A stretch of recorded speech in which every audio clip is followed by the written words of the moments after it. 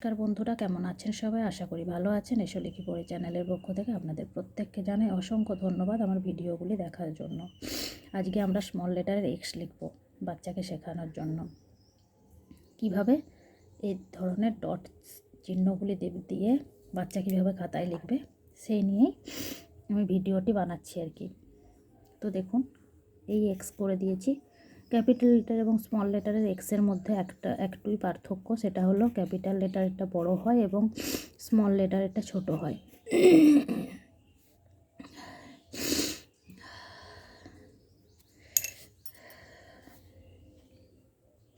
এটা একটু মুছে দিতে হবে, ভুল হয়ে গেছে।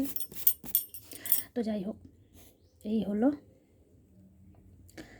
এক্স। 4 লাইন্স কপিতে কীভাবে লিখব? এই দুটো লাইনে হবে না, হবে স্মল লেটারের এক্স এই লাইনটায়। ভিডিওটি ভালো লাগলে অবশ্যই একটি লাইক করে দিবেন।